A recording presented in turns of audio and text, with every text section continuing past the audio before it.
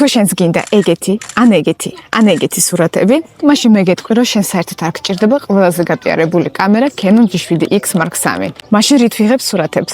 ეხლა მოგიყვებით პატარა საიდუმლოს. წინასწარ გეტყვით, რომ კი, მეც ვიღებ კამერით, მაგრამ აგიხსნით რა პრინციპით უნდა აირჩიოთ კამერა, თუ აფერებთ კამერის ყიდვას, ან რა პრინციპით შეგიძლიათ გადაიღოთ იგივე სურათები, ოღონდ სხვა ტექნიკით. და ამ კამერას ვარჩევდი არა მარტო სურათებისთვის, არამედ მინდა ასევე რომ ვიდეოზეც იმუშაოს. ერთადერთი მინუსი რაც აქვს ამ კამერას, ეს არის არაჩაშენებული ფლეში. მაგრამ ძალიან ადვილი გამოსავალი ვიპოვე.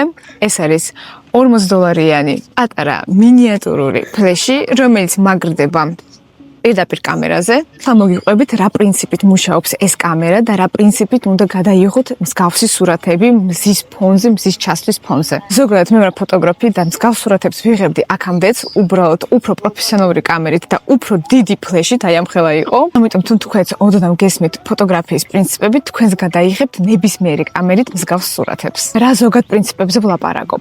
ISO, სიჩქარე და დიაფრაგმა. აქვე შემიძლია გითხრათ, თუ შენც გაქვს მსგავსი ფოტოაპარატი, შეგიძლია გადაიყვანო გადაღების პრინციპი მანუალზე, ანუ M-ზე, უბრალოდ დააყენე დიაფრაგმა 2.8 ან მეტი, სიჩქარე 1.200-ზე ან 1.600-ზე და ISO რაც შეიძლება ნაკლები, ჩემ კამერაში არის 80. არ შეგეშინდეს, როცა ეკრანზე დაინახავ მუქ სურათს, მარტო მზე იქნება ლამაზად გამოჩენილი. ზუსტად ამ მომენტში ჩვენ გვჭირდება ფლეში, რომ გაანათოს ის პერსონაჟი, ან ის ობიექტი, რასაც იღებთ მზის ფონზე. იმ შემთხვევაში ფლეშის სიმძლავრე მე შემიძლია თვითონ ვაკონტროლო.